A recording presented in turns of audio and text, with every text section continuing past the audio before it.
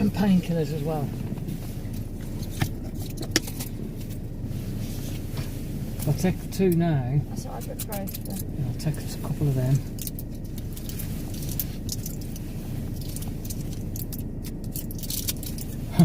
Let me guess, I got mainly bloody. I know I got paracetamol. Because I put some. Did you put the ones that I put on the side? Yeah. One moment, people. I'm just checking me painkillers. Alright, if I do it now, by the time I get to the depot, hopefully they're already kicked in.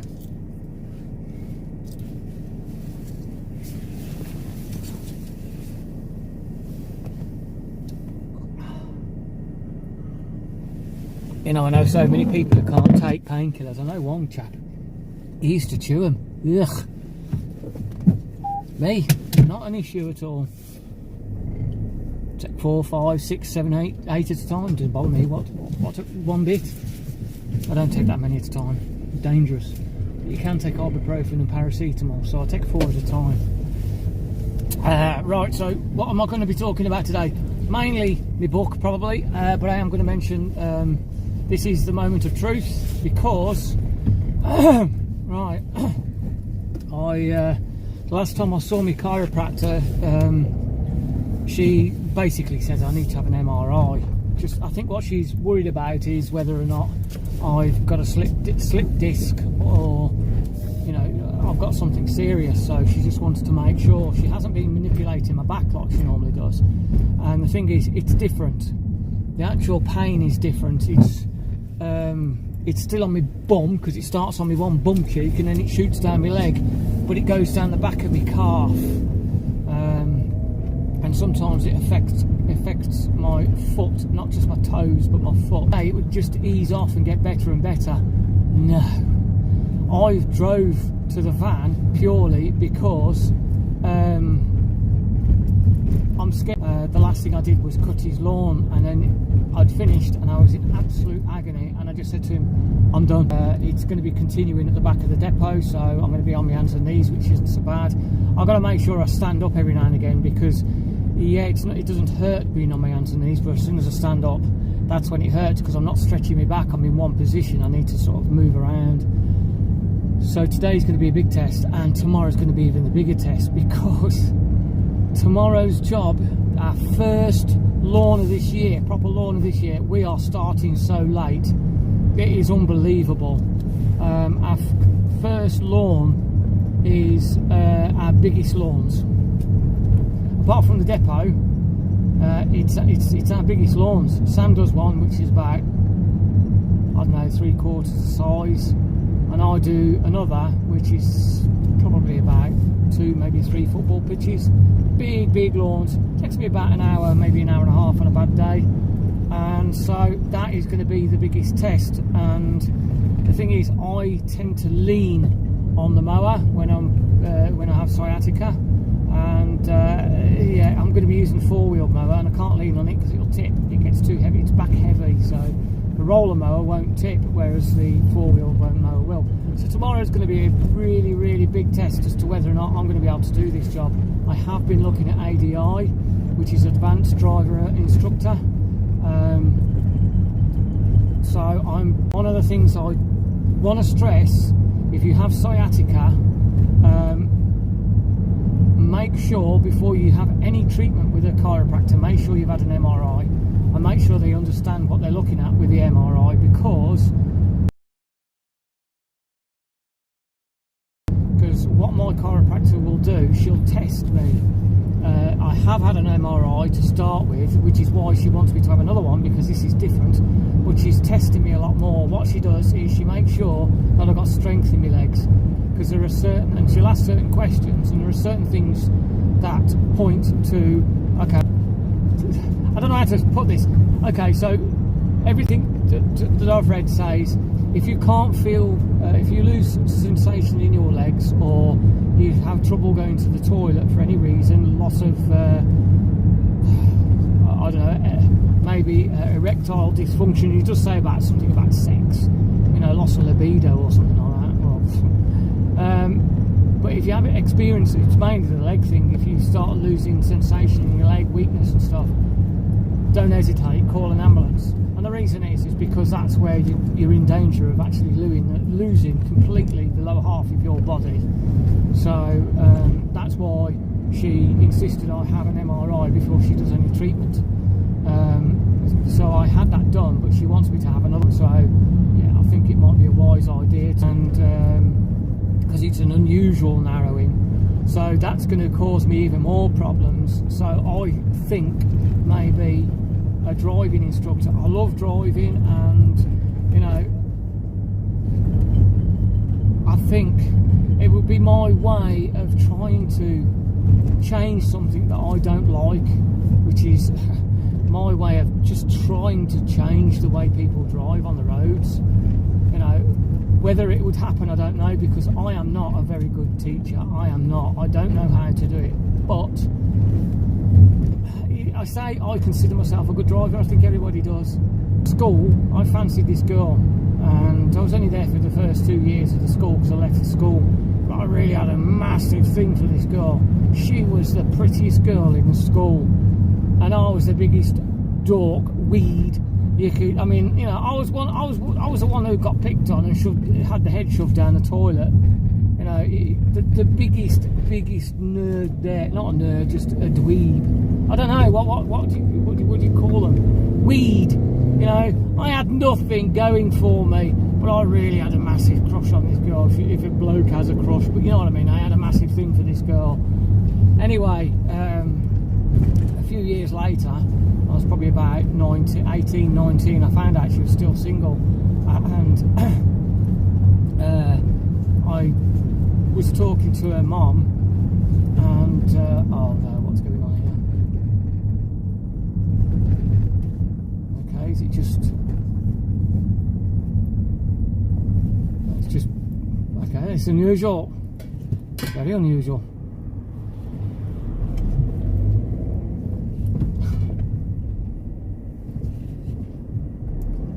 Seem to want to go the same way. Yeah, so oh,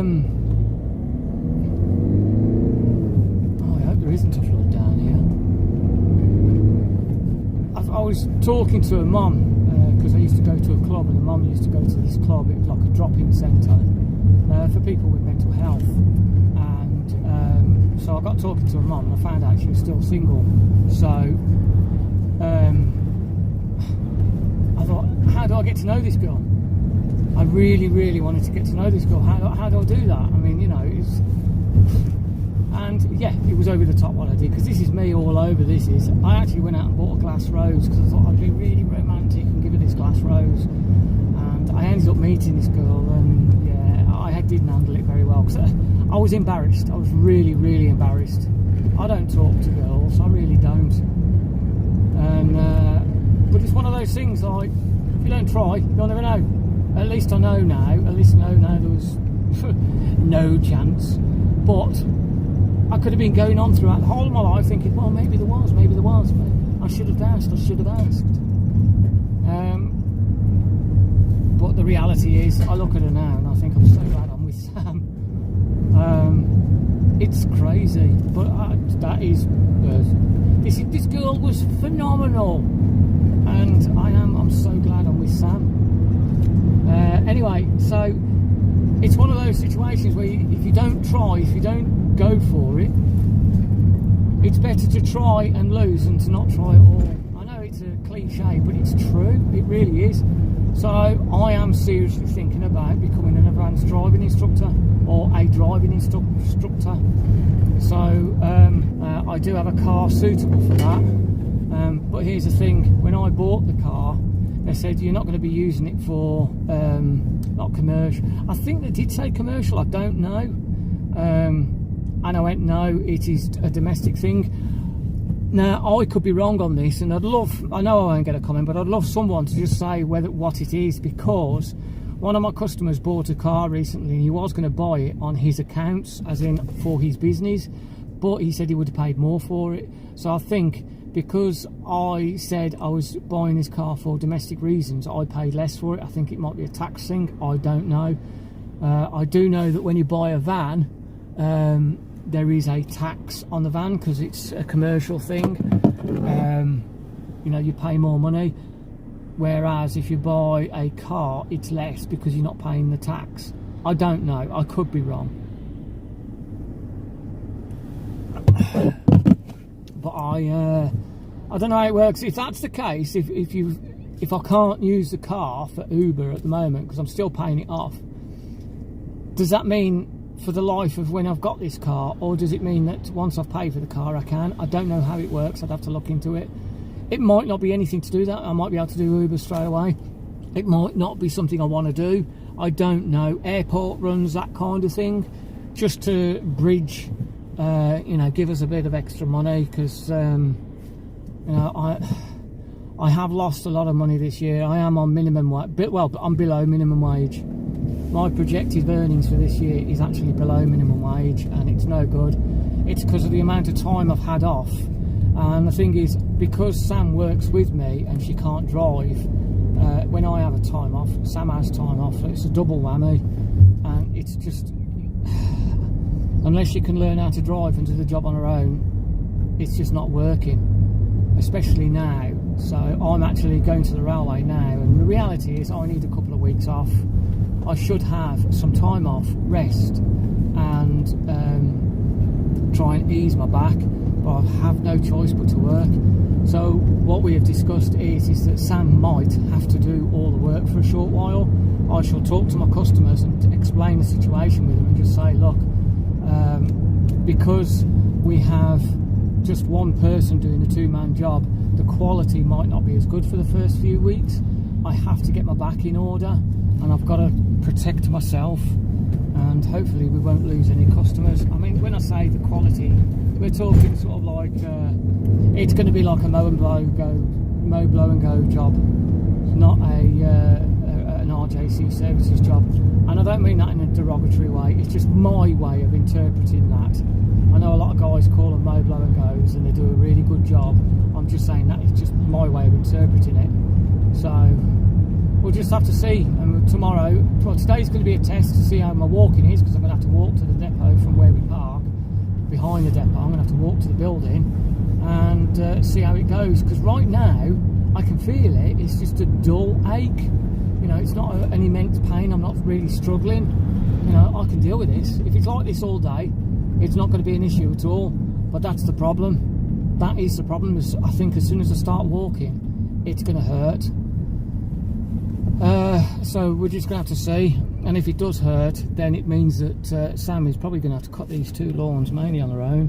Because the thing is, I can't cut a big lawn like that in the morning and then not be able to do anything throughout the rest of the day.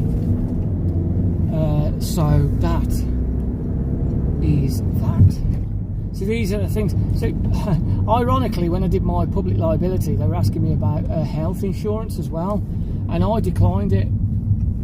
But the thing is, I don't think they would pay out. If I had time off because of this sciatic nerve problem, I don't think they would pay out. And the reason being is because it's ongoing, and there is proof that it's ongoing. They'd say, well, have you had this before? And I have to say yes.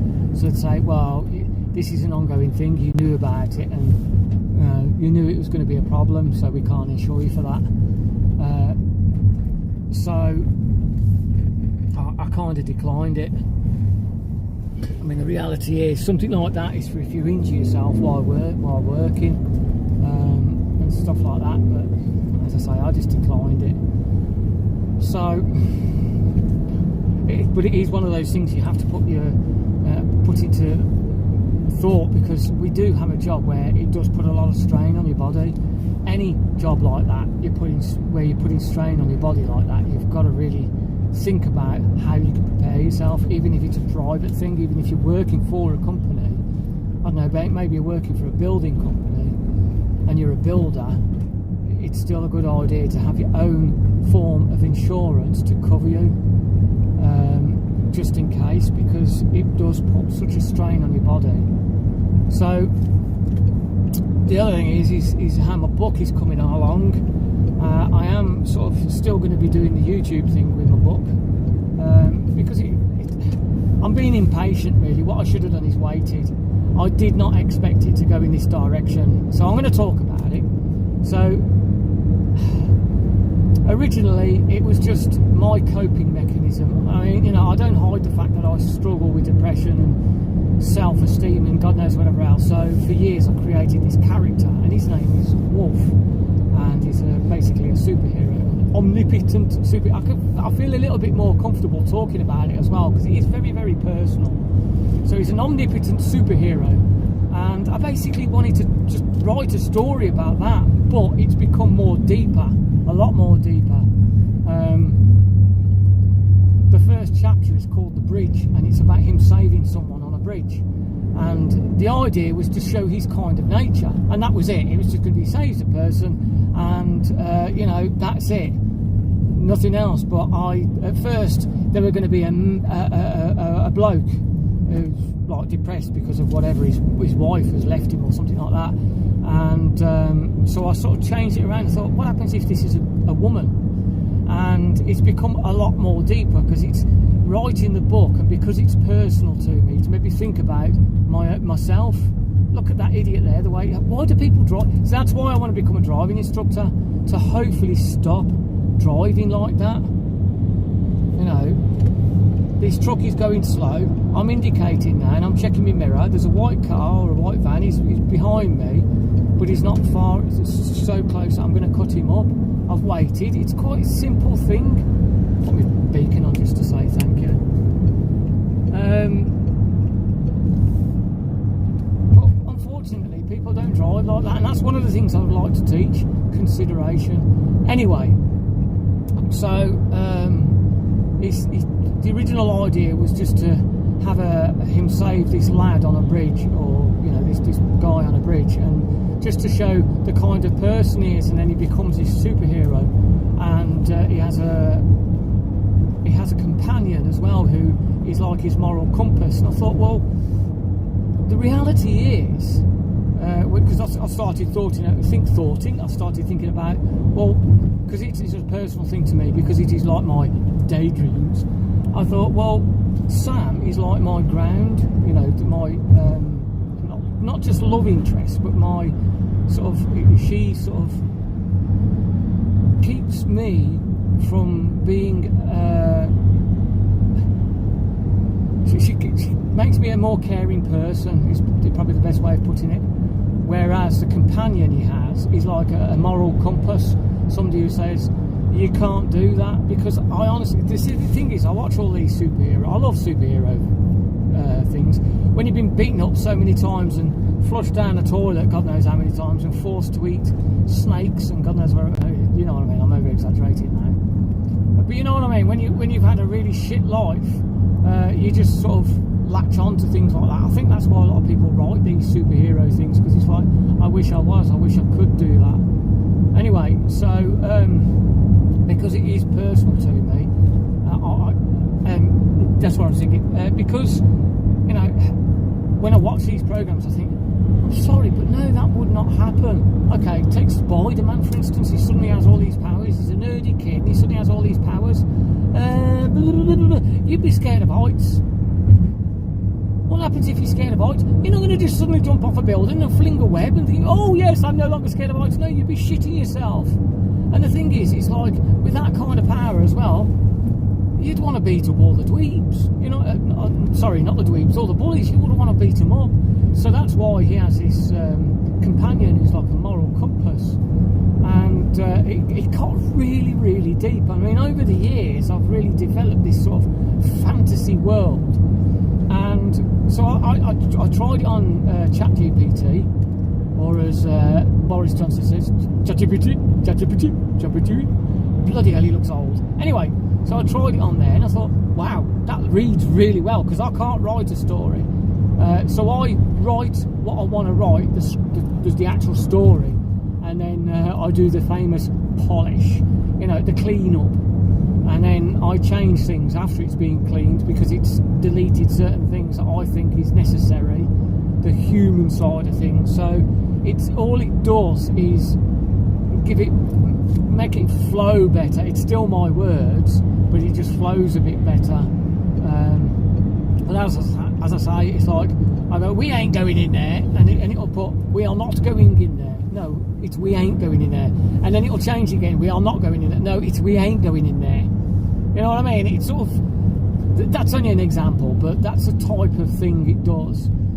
It's also quite sycophantic in a way, because it'll, yes, that works really well. I mean, I said, right, so he goes back in time and he kills this bloke. And he goes, yes, that works really well, because it does always, because it does three things. It shows this, it shows that. And then I say, but I was thinking maybe he doesn't go back in time and kill the bloke. What he does do is go back in time even further and kill his mother. Oh, yes, that works really well, because it does these three things. And then I'll say, no. I think what he does do is he goes back in time and kills himself. And then he thinks for a while and says, that might work. That might work. But if he does that, doesn't it cause a paradox? But no, can't cause a paradox, because it just creates an alternate timeline. What's the point of him doing that? But you know what I mean? It's like, yeah, it agrees with everything you say. So you've got to be really careful. So I do use it to make it flow better. But and sometimes it could be a bit harder work, because I've written it, and I have to try and see what it's changed and where it's changed the story. What it is really good for is looking for plot holes. You know, it might say, well, hold on a minute, why have you said that? He's done this, but later on in the story, it's still there. He's moved that cup from the table to the bar, but the cup is back on the table. You've said it's on the table. That's the continuity error. So, but yeah, the story has really, really evolved, and it's because it's become like a self-discovery. So the boy on the bridge has become, or the man on the bridge, I say boy. It was I'm sorry, but anyone below the age of 30 is a boy. So the man on the bridge has become a woman, and now slowly becoming like a love interest, basically like a version of Sam. And then I thought, Sam give the name. I said, I need a name, and so Sam gave me the name, because Sam's got a thing for names. So yeah, I'm in the wrong lane. Now this is an awkward one, because I'm in this lane, and I want the third exit, but the third exit is straight on. So technically, am I in the wrong lane?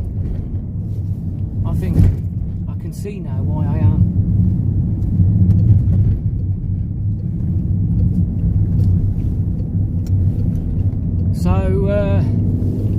So the story has changed, because now this person on the bridge is a woman, and it's sort of becoming his love interest. It's become a bloody love story. It's like, I don't know how to write a love story, but I do think it's really important for the main bulk of the story, because the main bulk of the story is in another universe. Yeah. So until we get to that universe, I'm sorry, Sam, as in SGM, because he listens to the story. You're going to be listening to a story for a few chapters, a love story. It's going to take a while until he turns into a sci-fi. And the thing is, it's like, it's also become almost like a social narrative, because it kind of deals with depression and anxieties, all that type of thing. And the thing is, it's like,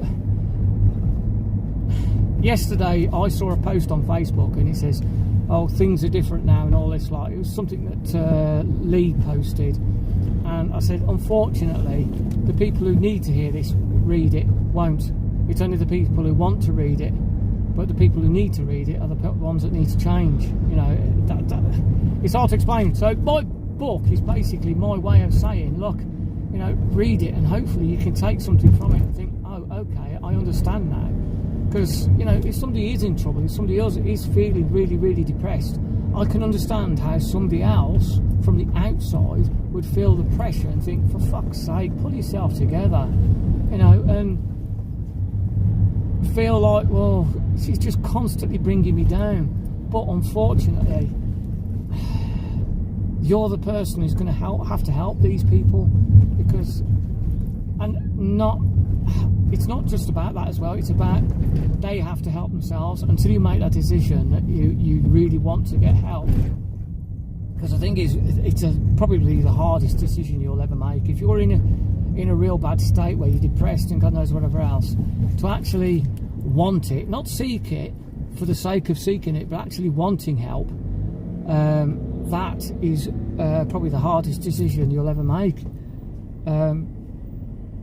because your brain is saying no, but it's also saying yes. Oh God, diverted traffic. You know, sometimes driving around this area is a bloody nightmare. Right, well they've gone down there. So yeah, the book has almost like become this social commentary on, and I've done a speech that one of the characters talks at the beginning of this chapter that I'm doing. That train's going to be gone soon. If you ever come round, but if you know Burton, you'll know the drains round here, they're always breaking. It's because you get such big heavy wagons.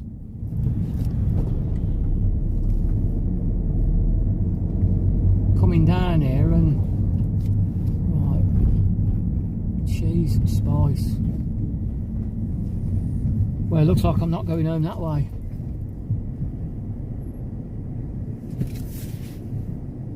Right, it's on red, but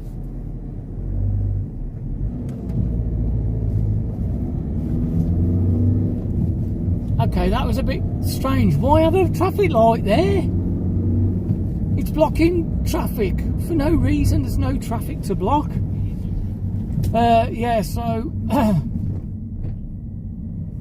I forgot where I was talking now. I hate that.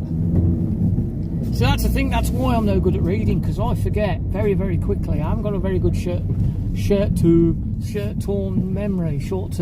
I haven't got a very good short-term memory, so you know, I forget very quickly. Drive in the depot car park and then drive to the gates. Less than the walking.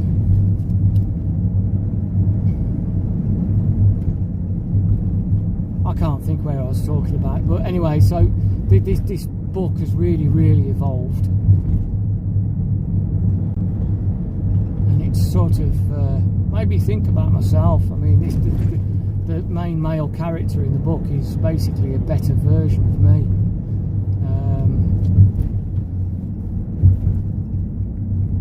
Yeah, I was talking about depression and what have you. That's what I was talking about. The thing is, how do you... yeah, so the speech, that was it. So one of my characters does a speech at the beginning of the book. I'm actually thinking of doing it myself. Obviously, I'm not going to say, hello, my name is blah, blah, blah. I'm just going to say, I am the author of this book. And if you ever feel like anything like in this book... Because the thing is, I wrote it and then I put it through ChatGPT to polish it and stuff, and then when I read it back I thought, yeah, this sounds more like a PSA or a poster you would read, and having experienced that kind of thing and having people say, oh, you need to seek help, they're going to ignore it, they ain't going to listen. So I wanted to make sure that you know, I want to try and put something there that you aren't alone, and put it from experience, because I do believe that basically says, you know, even if you can't help yourself, stay alive to help somebody else, basically, because that's what my character does. Because he's still there after all his problems, because he's still there, he ends up saving somebody else's life. So that's basically what it is. That's his salvation for living. But yeah, it's like, I'd have never even thought of that. But it's because I wrote that scene and then I thought, oh, this is a bit too dark. And then as I was writing it, I suddenly realised, yeah, that's how it works. It works because he wanted to die, he doesn't, and you know, as a result, he ends up saving somebody else's life, which gives him purpose. And then his whole life changes. And that's the thing, it's the same as Castaway. You never know what the tide brings in. It's a bit more a cliche, really, in that, but it is true. You don't know what's going to happen in the future, and you know, a few years ago I could have ended it, but I ended up going to a charity shop to pick up an item of clothing that I was really embarrassed about, and Sam was there fraternising with me around the wedding dresses. I knew she wanted to marry me as soon as I saw her. You know, she just grabbed me, pushed me around the wedding dresses and whipped me. And then I was looking down. I was looking down thinking, oh, this is so nice. No. But that is true though, in the way that I did go to a charity shop and I was embarrassed in the charity shop. I ended up being a worker, and that sort of turned things around. That was really the turning point, and that's when I met Sam. She was like one of the dummies in the door. Ah! Well, I'm gonna go. I love you to bits. No, I'm not going to say that because I know somebody else who says that, but I do love you. You know that, don't you? Right, I'm going to go. See you in another life, brother.